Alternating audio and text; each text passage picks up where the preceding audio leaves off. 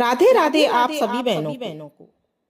बहनों, मैं आपके लिए कार्तिक मास का मातम्य कथा लेकर आई हूँ, जिसका अध्याय नंबर 1 हम सबसे पहले इस वीडियो में सुनेंगे। इस कथा को सुनने से पहले बहनों, यदि आपने हमारे चैनल को सब्सक्राइब नहीं किया है तो प्लीज सब्सक्राइब जरूर कर ले, क्योंकि आगे के अध्याय भी आपको इस चैनल पर समय समय पर मिलते रहेंगे। तो शुरू करते हैं अध्याय नंबर 1। मैं सिमरू माता शारदा बैठे जिव्या आए, कार्तिक मास की कथा लिखे कमल हर्षाय। नैमिषारण्य तीर्थ में श्री सूत जी ने 88,000 संत आदि ऋषियों से कहा, अब मैं आपको कार्तिक मास की कथा विस्तार पूर्वक सुनाता हूँ, जिसका श्रवण करने से मनुष्य के सभी पाप नष्ट हो जाते हैं और अंत समय में वैकुंठ धाम की प्राप्ति होती है। सूत जी ने कहा, श्री कृष्ण जी से अनुमति लेकर देवर्षि नारद के चले जाने के पश्चात सत्यभामा प्रसन्न होकर भगवान श्री कृष्ण से बोली, हे प्रभु, मैं धन्य हुई, मेरा जन्म सफल हुआ। मुझ जैसी त्रिलोकी सुंदरी के जन्मदाता भी धन्य है, जो आपकी 16,000 स्त्रियों के बीच में आपकी परम प्यारी पत्नी बनी। मैंने आपके साथ नारद जी को वह कल्प वृक्ष आदि पुरुष विधि पूर्वक दान में दिया, परंतु वही कल्प वृक्ष मेरे घर में लहराया करता है। यह बात मृत्युलोक में किसी भी स्त्री को ज्ञात नहीं है। हे त्रिलोकीनाथ, मैं आपसे कुछ पूछने की इच्छुक हूँ। आप मुझे कृपया कार्तिक महात्म्य की कथा विस्तार पूर्वक सुनाइए, जिसको सुनकर मेरा हित हो और जिसको करने से कल्प पर्यंत भी आप मुझसे विमुख न हो।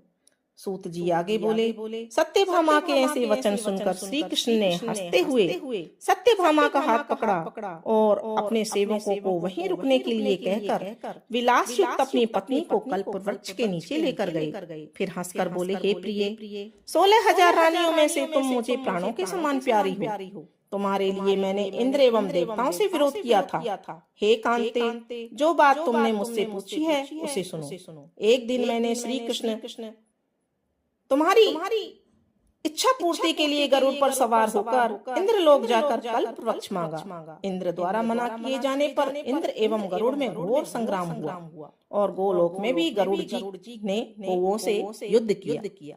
गरुड़ की चोंच से उनके कान एवं पूंछ कटकर गिरने लगे, जिससे 3 वस्तुएं उत्पन्न हुई।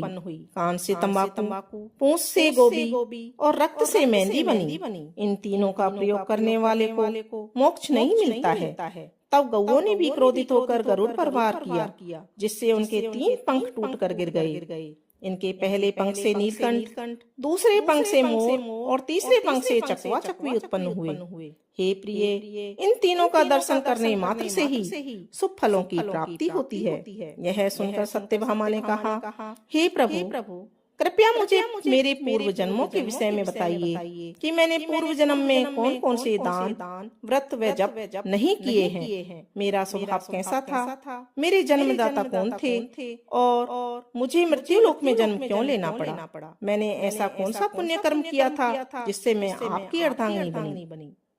श्री कृष्ण ने कहा, हे प्रिय, अब मैं तुम्हारे द्वारा पूर्व जन्म में किए गए पुण्य कर्मों को विस्तार पूर्वक कहता हूँ, उन्हें सुनो। पूर्व समय में सतयुग के अंत में मायापुरी में अत्रि गोत्र में वेद वेदांत का ज्ञाता देव शर्मा नामक एक ब्राह्मण निवास करता था। वह प्रतिदिन अतिथियों की सेवा, हवन और सूर्य भगवान का पूजन किया करता था। वह सूर्य के समान तेजस्वी था। वृद्धावस्था में उसे गुणवती नामक एक कन्या की प्राप्ति हुई। उस पुत्रहीन ब्राह्मण ने अपनी कन्या का विवाह अपने ही चंद्र नामक शिष्य के साथ कर दिया।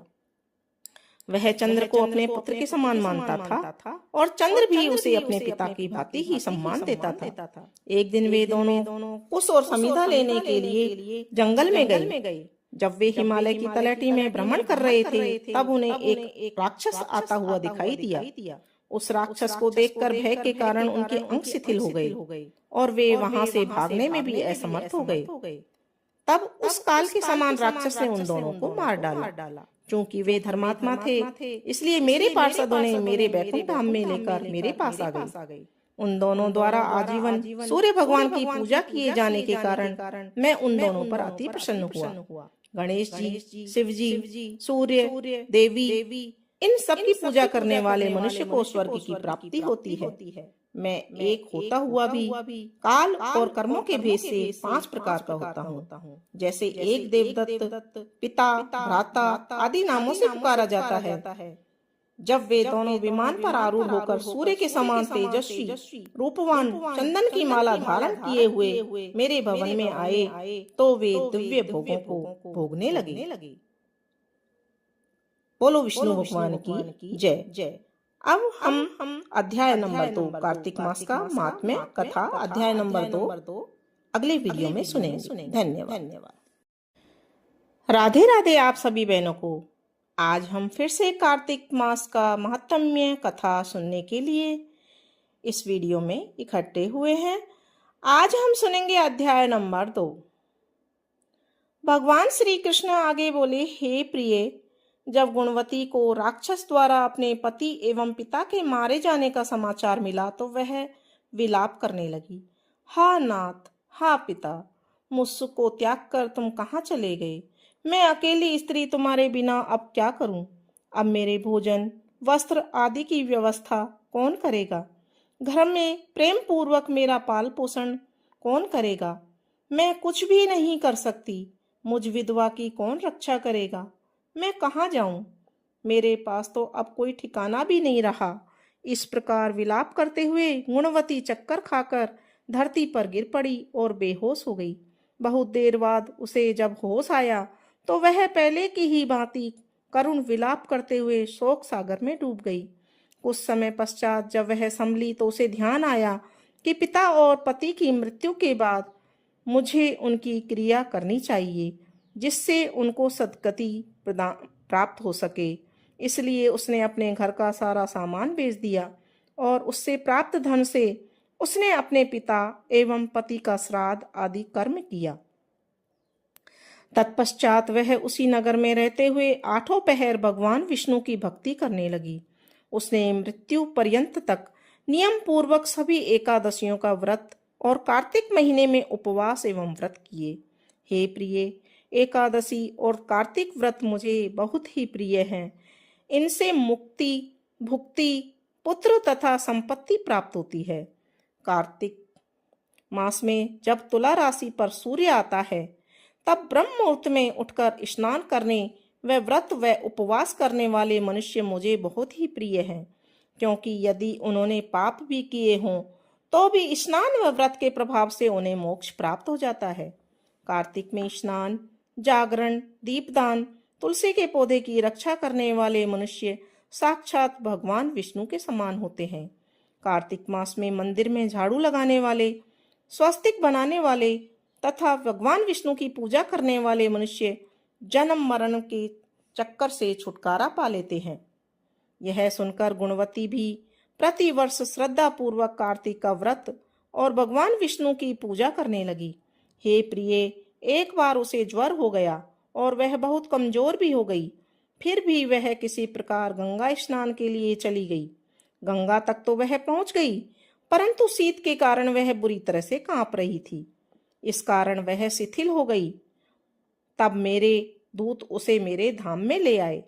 तत्पश्चात ब्रह्मा आदि देवताओं की प्रार्थना पर जब मैंने कृष्ण का अवतार लिया तो मेरे गण भी मेरे साथ इस पृथ्वी पर आए, जो इस समय यादव हैं। तुम्हारे पिता पूर्व जन्म में देव शर्मा थे तो इस जन्म में सत्राजीत है। पूर्व जन्म में चंद्र शर्मा जो तुम्हारा पति था वह डाकू है, और हे देवी, तू ही गुणवती है। कार्तिक व्रत के प्रभाव के कारण तू मेरी अर्धांगिनी हुई है।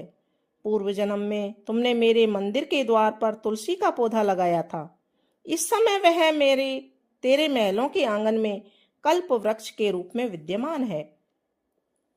उस जन्म में जो तुमने दीपदान किया था उसी कारण तुम्हारी देह इतनी सुंदर है और तुम्हारे घर में साक्षात लक्ष्मी का वास है। क्योंकि तुमने पूर्व जन्म में अपने सभी व्रतों का फल पति स्वरूप विष्णु को अर्पित किया था, उसी के प्रभाव से इस जन्म में तुम मेरी प्रिय पत्नी हो। पूर्व जन्म में तुमने नियम पूर्वक जो कार्तिक मास का व्रत किया था उसी के कारण मेरा और तुम्हारा कभी भी वियोग नहीं होगा। इस प्रकार कार्तिक मास में व्रत आदि करने वाले मनुष्य मुझे तुम्हारे समान प्रिय हैं। दूसरे जप, तप, यज्ञ, दान आदि करने से प्राप्त फल कार्तिक मास में किए गए व्रत के फल से बहुत थोड़ा होता है। अर्थात कार्तिक मास के व्रतों का 16वां भाग भी नहीं होता है। इस प्रकार सत्यभामा भगवान श्री कृष्ण के मुख से अपने पूर्व जन्म के पुण्य का प्रभाव सुनकर बहुत ही प्रसन्न हुई। राधे राधे।